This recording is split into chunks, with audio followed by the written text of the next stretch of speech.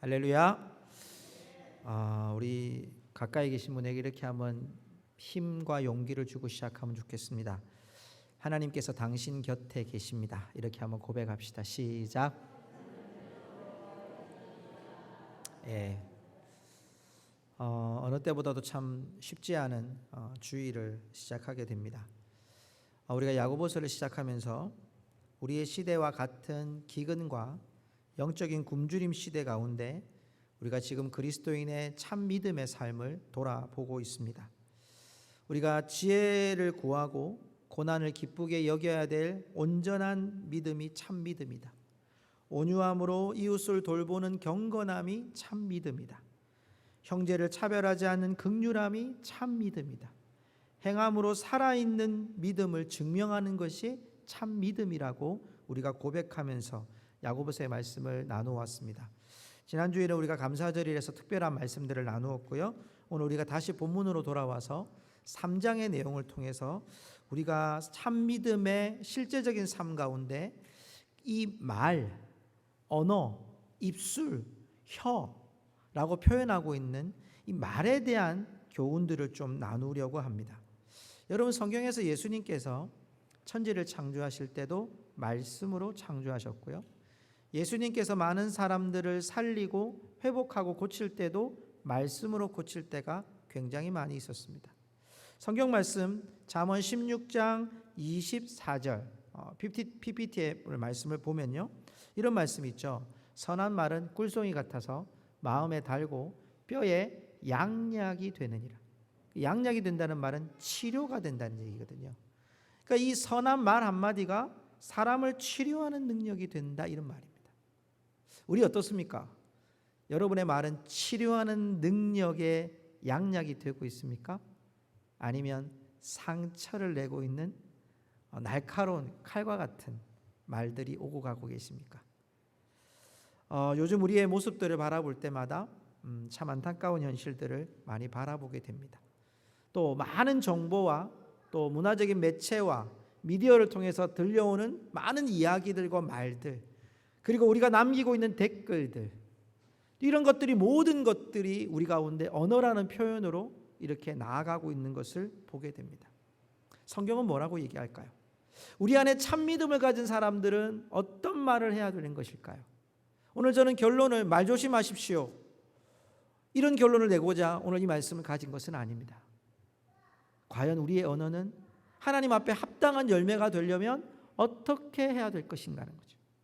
오늘 성경 말씀의 배경이 되는 이 3장의 내용에 보면, 특별히 오늘 읽지 않았지만 14절에 보면 이런 말씀이 있어요. 너희 마음속에 독한 시기와 다툼이 있으면 이라고 되어 있어요. 이 14절에 보면 시기와 다툼이 나오는데, 여기에 나오는 시기와 다툼이라는 표현이, 여기 여러분 시기라는 이 표현이 우리 성경에 보면 열심당원이라고 하는 표현이 나옵니다. 그 열심당원에 나오는 열심이라는 단어와 이 시기라는 단어가 같은 의미로 쓰여지고 있습니다. 무슨 얘기냐면, 여러분이 열심이라는 단어, 이 열심당원들을 조금 이해할 필요가 있는데요, 열심당원들이 누구냐면 자신들이 비느하스의 후계자로 여기는 자들입니다. 비느하스가 누구냐면 민수기 25장에 보면 모압 브롤에서요, 이 이스라엘 백성들이 광야 생활하다가 이 여인들과 음란한 짓을 하게 됩니다. 그 음란한 짓을 할 때 비느하스가 그 악한 짓을 하는 자의 천막에 들어가서 그들을 죽여버립니다. 그리고 모세가 이제 이 비느하스에게 당신은 대대로 제사장의 계열이 될 것입니다라고 고백하는 거예요. 선포합니다. 그리고 후대로 계속 비느하스의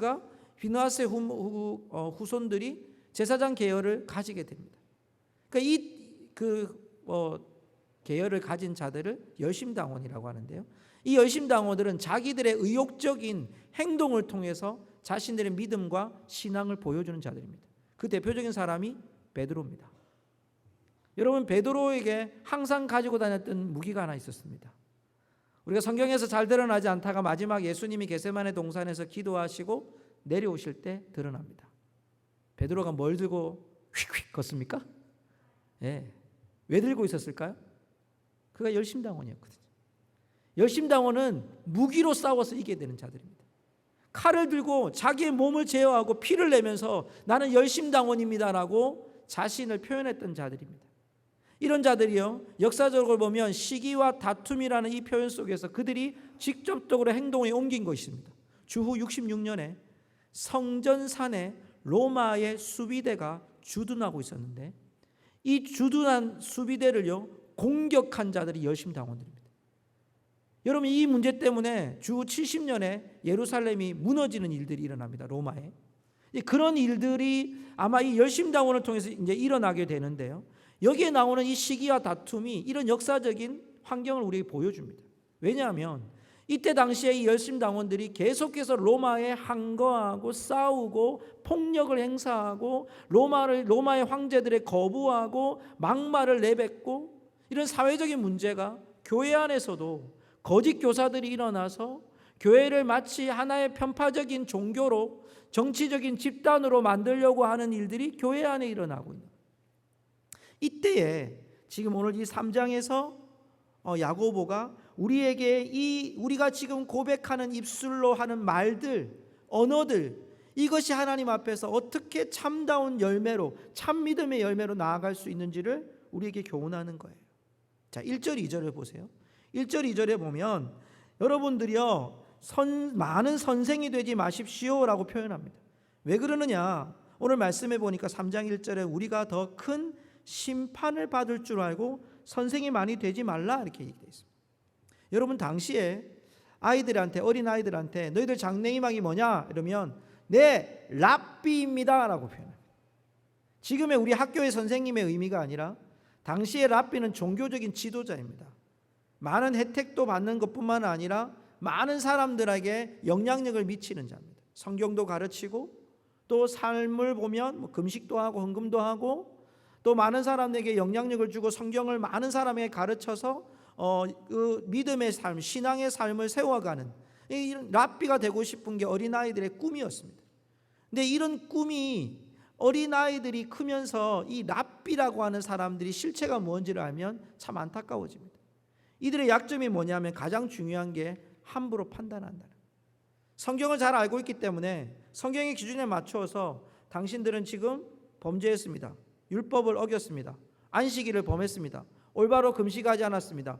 율법을 너무 많이 알고 있으니까 율법을 통해서 많은 사람들을 판단하고 있었던 사람들이 바로 여기에 나오는 선생들이었습니다. 그런데 여러분, 선생님들의 가장 중요한 특징이 하나 있죠. 뭘 많이 합니까? 말을 많이 하잖아요. 여러분 지금 다 마스크를 하고 계셔서 말을 못 하시고 계시죠? 저는 그 질병본부에서 문의해서 목회자는 설교할 때 강단에 설 때 마스크 벗어도 된다고 허락이 돼 있기 때문에 저는 할 수 있습니다. 근데 여러분, 마스크를 쓰고 노래를 부르는 거, 제가 오늘 뒤에서 우리 찬양대 들으면서 어느 때보다도 더 아름다운 찬양을 부르더라고요. 왜 그럴까요? 굉장히 집중하고 있어요. 마스크를 쓰고 있으니까. 여러분, 우리가 입을 통해서 말을 한다는 건 굉장한 축복입니다. 그런데 이 랍비나 지도자들이나 선생님들이 제일 많이 하고 있는 게 말이고요. 근데 말에 실수가 많다는 거예요. 오늘 성경 말씀에 보면 그게 온전하면 다 온전한 사람이 된다. 실수가 없으면 온전한 사람이 된다. 맞죠? 그런데 어떻습니까? 실수를 안 할 수 있습니까? 최근에 제가 교제하는 목사님이 그러시더라고요. 제가 어느 교회 가서 설교를 했다. 선배 목사님인데 목사님께서 내가 설교를 했는데 나중에 그 설교를 들어보니까 내가 실수를 했더라. 여러분, 목회자도 실수를 합니다. 하면 안 되지만 여러분, 우리가 말을 하다 보면 실수를 할 때가 참 많죠. 그 언어에 대해서, 그 입술에 대해서 우리가 실수가 없으면 온전한 사람이 될 수 있는데 그럴 수 없다는 거예요. 그러니까 너희들이 많은 선생이 되지 말라 이러면서 세 가지의 비유를 합니다. 오늘 3절, 4절, 5절에 보니까 타는 말과 우리가 타는 배와 그리고 작은 불씨에 대한 불을 가지고 이야기를 합니다. 이게 다 지금 우리 혀와 언어와 말에 대한 비유입니다. 자, 한번 볼까요? 3절에 보면요. 자, 3절에 보면 타는 말, 우리가 막 이렇게 그 말 타는 거 있죠. 제주도에 많은 그 말, 그런 말을 탈 때 그 말에 입에 재갈을 물려서 우리에게 순종하게 한다, 제어하게 한다. 그 큰 말이지만 재갈 하나 물려가지고 거기다가 고삐 매서 내가 가고 싶어하는 대로, 내가 가고 싶어하는 방향으로 옮기게 한다. 그게 지금 이 표현인 거예요. 타는 말을 그 하나의 재갈로 제어한다. 두 번째, 배. 타는 배. 여러분 바닷가에서 타는 그 배가 여러분 큰 배라 할지라도 여러분 작은 타로, 작은 키로, 여러분 이렇게 작은 운전대로 여러분 배가 움직여진다 이 말이에요. 조절한다는 거죠. 영향이 있다는 거죠. 또 하나 5절에 보니까 불씨 하나가, 여러분 5절 말씀에 보면 작은 불이 얼마나 많은 나무를 태우는가. 이건 말씀 안 드려도 다 알죠. 우리 고성에서 산불 나면 뭐 산불이 크게 날 때마다 가장 작은 불씨부터 시작되잖아요. 이거예요. 이 세 가지를 이야기하는 이유는 뭡니까? 우리 혀의 영향력이, 말 한마디의 영향력의 위력이 얼마나 큰가를 지금 이야기해요.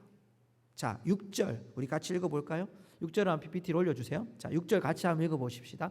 야고보서 3장 6절. 자, 이 앞에 있는 우리 이 불과 배와 그리고 말을 생각하면서 우리 이 말씀 읽어보겠습니다. 혀가 어떤 영향력을 미치는지 시작. 혀는 곧 불이요 불의의 세계라. 혀는 우리 지체 중에서 온몸을 더럽히고 삶의 수레바퀴를 불사르나니 그 사르는 것이 지옥불에서 나느니라. 아멘. 아멘이십니까? 이 말씀을 잘 보시면 여기에 표현이요, 다른 표현 말고요, 이 혀가 불의 세계가 돼서 우리 지체 중에 작지만 온 몸을 더럽히고 내 인생의 수레바퀴를 다 불태우는데 그 근원이 어디서 나오느냐? 지옥불에서. 자, 이 지옥불을요 원어로 살펴보면 게헤난이라고 표현이 되어 있어요. 이 게헤난이 어디냐면 지명 이름이에요. 예루살렘의 남쪽에 있는, 혹시 성경 말씀을 들어보신 분 중에 흰놈의 골짜기라고 들어보셨습니까? 그 흰놈의 골짜기가 게헤난입니다. 왜 게헤난이라고 하고 흰놈의 골짜기를 이 지옥불이라고 말을 하냐면, 여러분 이곳은 예레미야 7장 31절에 보면요, 이곳에서 무슨 일이 벌어졌냐 하면 몰렉이라고 하는 우상이요 인신을 제물로 올립니다. 사람을 제물로 올리는 일들을 하는 곳이 바로 사람의 뼈들이 수두룩한 거예요. 특별히 여러분 몰렉 우상은요 첫 번째 아이를 바치는 곳이 몰렉의 우상입니다. 불로 지나가게 해서 아이가 살아나면 살려주는데 거의 아이가 죽습니다. 여러분 제가 입에 담을 수 없기 때문에 더 이상 말씀을 못 드리겠어요. 너무 참혹하기 때문에. 그런 우상의 제물 앞에 그 나아갔던 수많은 사람들이 인신이 제물로 돼서 하나님 앞에 바친다. 제물 자기 우상한테 바친다. 하나님이 아니고 자기 우상한테 바친다고 사람을 바치면 모두 사람들이 뭐가 됩니까? 죽고 뼈만 남겠죠. 그런 사람들의 시체가 널려져 있는 곳이 게헤난이에요. 우리의 말에 나오는 이 혀에 나오는 불의 세계다. 악함으로 인해서 온몸을 더럽히고 삶의 모든 인생을 수레바퀴를 다 불사르는 이것이 어디서부터 나왔느냐? 그런 게헤난 지옥불에서 나오는 악한 것의 근원이다. 이걸 얘기하는 거예요. 제가 좀 더 순화해서 메시지 성경으로 말씀드리면 이렇게 나옵니다. 우리는 말로 세상을 파괴할 수도 있고 조화를 무질서로 바꿀 수도 있고 명성의 먹칠을 할 수도 있고 지옥 구덩이에 올라오는 연기처럼 온 세상을 허망하게 사라지게 할 수도 있습니다. 그러니까 말 한마디가 어떻다는 겁니까? 질서를 무질서로 세상을 파괴할 수도 있고, 그건 여러분 우리의 모습 속에서도 보면 이 말 한마디가 사람을 얼마나 고통스럽게 하는지를 우리가 정말 많은 미디어 매체를 통해서도 볼 수 있다는 거예요. 그러니까 이 혀가 우리가 잘못 다스림을 받고 사단에 조정당하는 순간 우리는 지옥불에서 나오는 그 악한 언어들로 사람들을 죽일 수 있다는 거예요. 여러분 이것이 우리의 혀의 권세에 달려있다는 거예요. 성도 여러분, 또 하나의 이 입술의 특징이 뭡니까? 7절과 8절에 보면 모든 짐승, 바다의 생물까지는 길들일 수 있지만 혀는 계속되는 악이고 죽이는 독이라고 되어 있어요. 성도 여러분, 이 말씀을 받고 있는 성도들은 지금 이러한 마치 우리가 살고 있는 이 시대처럼요 언어에 막 혼잡함을 느끼고 있는 사람들이에요. 왜냐하면 열심당원들은 계속해서 로마에 대해서 반대 소리들을 내뱉고 있고, 로마는 또 이 사람들을 잡으려고 온갖 수단과 방법을 가리지 않고 있고, 교회라는 곳에서는 이러한 사람들의 영향으로 말미암아 이 소리 저 소들이 섞여가지고 거짓 선지자들이 올바른 복음을 전하지 않는 일들이 계속 일어나고 있는, 여러분, 이런 상황이 마치 지금 우리의 상황과 동일하다는 것을 보게 돼요. 수많은 댓글과 언어 폭력과 유의적인 단어와 자극적인 언어들로 인해서 서로를 공격하는 지식의 범람으로 인해서, 단어의 범람으로 인해서 사람들을 어떻게 하면 더 자극적으로 요청하게 하고 관심 갖게 하고, 어떻게 하면 더 파괴적으로 폭력적으로 무너뜨리게 하고, 여러분, 그런 단어들로 인해서 사람들이 사이버상의 그런 수많은 댓글로 인해서 얼마나 많은 고통들을 받는지를 몰라요. 성도 여러분, 이것이 우리가 조절이 불능한 우리의 독함, 시기, 다툼, 분노에서 조절이 안 되고 위험한 언어들이 우리 속에서 계속되어지고 있다면 우리는 지금 그것을 멈추고 우리의 실체를 돌아볼 수 있어야 된다. 과연 우리의 언어가 어디서부터 나왔느냐는 거예요. 어디서부터 이 단어가 지금 나와서 우리의 불신에서, 우리의 그런 자극에서 파괴적인 단어들이, 사람들을 깎아내리는 단어들이, 입술에서 그런 한마디 한마디가 나의 의로움 때문에 많은 사람들에게 채찍질하고 손가락질하고 창을 던지는 수많은 이야기들이 우리 가운데 얼마나 많아지고 있는지 모릅니다. 성도 여러분, 진정한 말의 열매는 무엇입니까? 9절부터 12절의 말씀에 보면 9절에 이런 말씀을 합니다. 우리 같이 한번 읽어보겠습니다. 9절입니다. 같이 읽겠습니다. 이것으로 우리가 주 아버지를 찬양하고 또 이것으로 하나님의 형상대로 지음을 받은 사람을 저주하는. 자, 여러분, 입술을 주신 이유가 뭐라고요? 하나님을 뭐하기 위해서? 찬양하기 위해서. 또 하나님의 형상을 받은 자들을 저주하기 위함이 아니고 원래 하나님의 형상의 뜻은 축복하기 위해서 하나님이 우리에게 이 입술을 주셨는데, 한 형상을 받은 자가 어떻게 한 입으로는 찬양하고 한 입으로는 그런 파괴적이고 악한 악의적인 의도로 그렇게 말들을 내뱉는 것에 대해서 하나님이 지금 야고보를 통해서 우리에게 말씀하시는, 야고보의 비유에 보면 여러분 10절 이하의 비유에 보십시오. 샘의 한 구멍에서 단물과 짠물을 어떻게 낼 수 있겠느냐? 무화과 나무에서 감람 열매를, 포도나무에서 무화과 열매를 맺을 수 있겠느냐? 그럴 수 없다는 거예요. 이 말은 뭘 의미합니까? 우리 가운데 악독과 시기와 다툼과 분노들을 일으키는 그런 말들이 우리 속에서 나타나는 것은 참 믿음이 아니야, 하나님의 자녀다움이 아닙니다라고 야고보가 우리한테 이야기하는.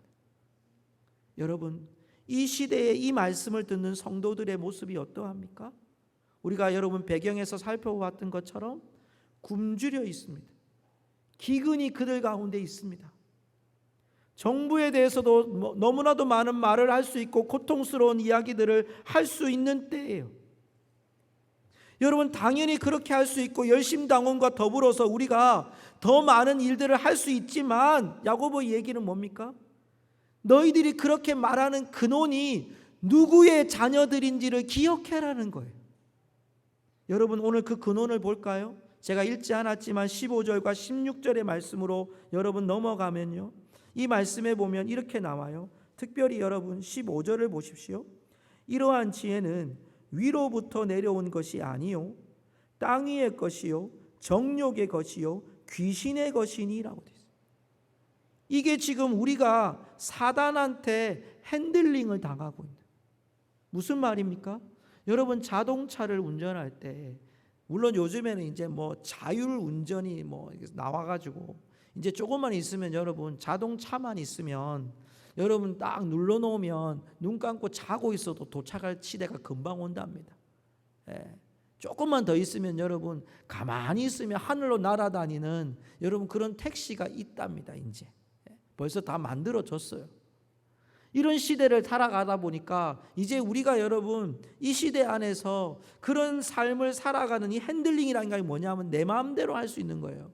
여러분 조종도요, 이렇게 하다 보면 누르면 내가 원하는 대로 내비게이션이 안내를 해주듯이 조정을 내가 해야 되는데, 이 지금 이 모습들, 악에서 드러난, 진리에서 벗어난 악함으로 내뱉는 이런 말들과 단어들이 우리가 지금 사단에게 조정당하고 있는 모습이다. 우리의 삶의 증거가 하나님의 백성이 아니라는 것 증명해 보이는 모습이다. 안타까운 현실이다. 이걸 지금 이야기하는 거예요. 그렇다면 어떻게 하면 우리가 여러분 참된 참 믿음의 열매를 맺을 수 있을까? 자, 여러분 그 믿음의 열매, 우리 입술로 인한 참 믿음으로 인한 입술의 열매 뭔지 13절을 같이 읽어보겠습니다. 13절, 자 앞에 보셔도 됩니다. 13절 다 같이 읽겠습니다. 시작. 너희 중에 지혜와 총명이 있는 자가 누구냐? 그는 선행으로 말미암아 지혜의 온유함으로 그 행함으로 보일지니라. 아멘. 자, 이 말씀에 보면 선행으로 또 온유함으로 이렇게 돼 있는데요, 여러분 여기에 나오는 온유함이라는 단어가 라틴어에 보면요 겸손한 상태라는 뜻을 가지고 있어요.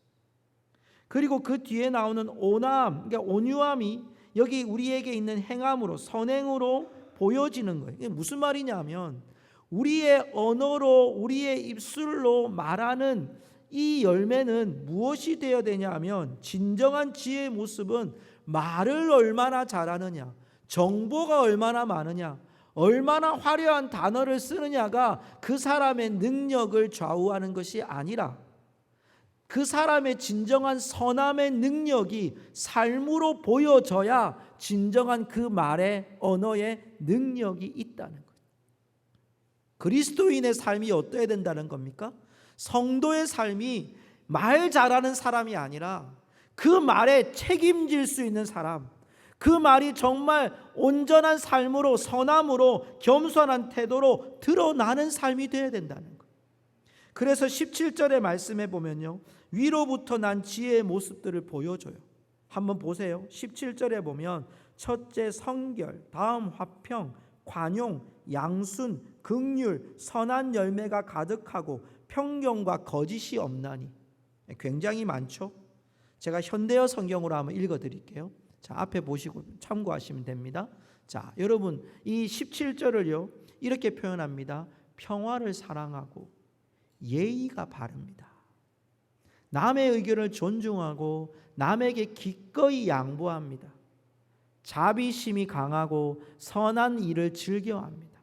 진심이 들어있고 솔직하며 성실합니다.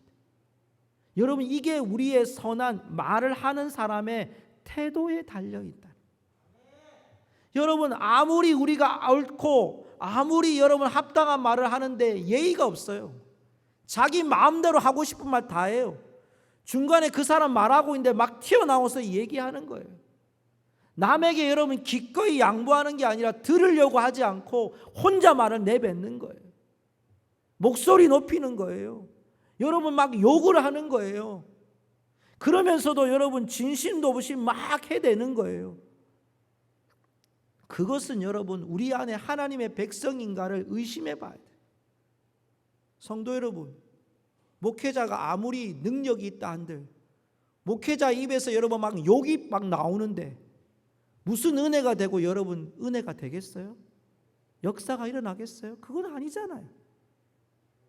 목회자이기 때문에가 아니라 우리 모든 성도들도 동일하다는 거예요. 우리의 삶의 태도와 입술이 말 잘하는 사람이 아니라 우리에게 정말 진심이 있는지, 예의가 바른지, 그 사람의 일을 잘 경청하는지, 내 마음에서 정말 진심이 있는지를 확인하라는 거예요.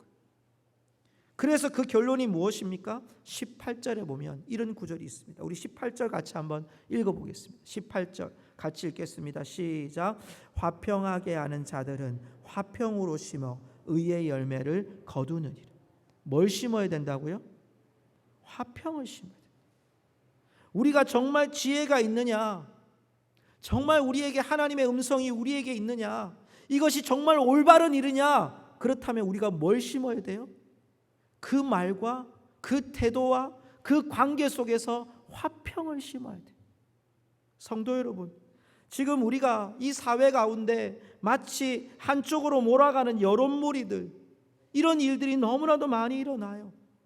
솔직히 지난 이 수요일에 이 코로나 상황에 대해서 이제 교회에 대한 규제가 떨어졌습니다. 여러분, 찬송 부를 때 큰 소리 부르지 마시고요, 마스크 쓰셔야 된답니다. 여러분, 밥 먹으면 안 된답니다.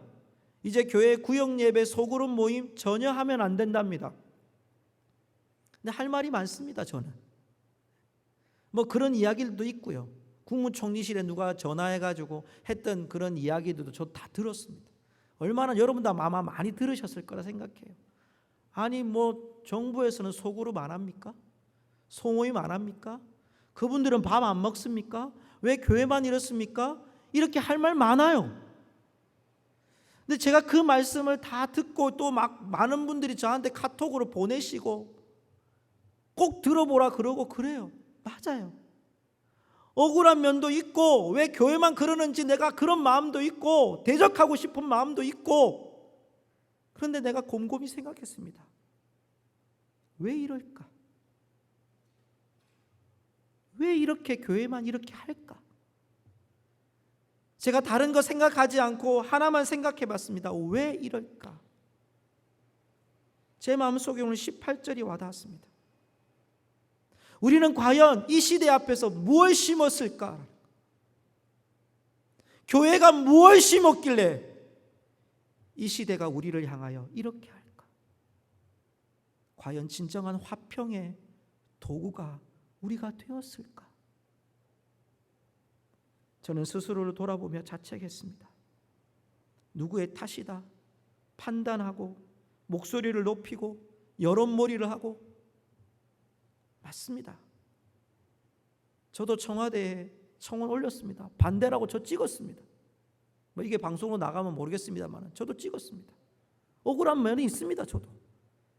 그러나 중요한 건 여러분, 하나님 말씀 앞에 우리가 진실로 봐야 될 게 뭘까요? 우리가 과연 정말 화평을 심었는가? 오늘 우리의 결론이 제가 말소심하자 이런 말이 아니라 그랬습니다. 오늘 우리의 결론은 무엇입니까? 화평을 심는 우리의 입술이 되어야 한다는 것. 우리의 삶을 통해서 화평을 심는 입술과 선한 능력이 나타나야 한다는 것입니다. 오늘 저희들이 이제 구역끼리 이 마스크를 다 나눌 거예요. 우리 전사님 디자인하셔가지고 우리는 이겨낼 수 있어요.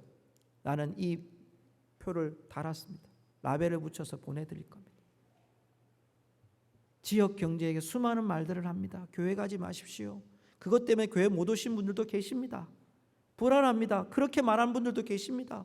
왜 이런 때 꼭 교회를 가야 됩니까? 라는 분들 계십니다. 그런데 우리의 여러분 모습은 여기가 아니라 우리가 함께 이겨낼 수 있다고 그들에게 화평의 도구가 되는 것이 하나님의 뜻인 줄로 믿습니다. 그게 우리가 지금 우리가 해야 될 우리의 사명이라는 거예요. 말씀을 맺겠습니다. 이런 영화가 있습니다. 내가 죽기 전에 가장 듣고 싶은 말. 이 얘기가 무슨 얘기냐면 헬리엇이라고 한 여자가요, 자기가 죽을 때 한 기자에게 부탁해서 내 죽음에 대한 그 기사를 써달라고, 미리 좀 써달라고 한 거예요. 이게 무슨 말이냐면 좋은 기사를 써야 되는 거예요. 자기가 죽고 난 다음에 좋은 기사가 나야 되는 거예요. 그러니까 이 기자가 이제 취재를 하는 거예요. 이 중간에 있는 그 여인이 주인공인데, 이 주인공한테 주인공의 친구들, 부모님들, 뭐 이렇게 친척들 찾아보니까 다 이 여자에 대해서 칭찬 한마디가 없는 거예요. 그래서 리스트를 썼어요. 무슨 리스트를 썼냐면 내가 이제 듣고 싶은 말 4가지를 쓰는 거예요. 뭐냐면 첫 번째, 가족들의 사랑을 받아야 된다. 이런 기사가 나와야 되는 거예요. 두 번째, 친구와 동료들의 칭찬을 받아야 된다.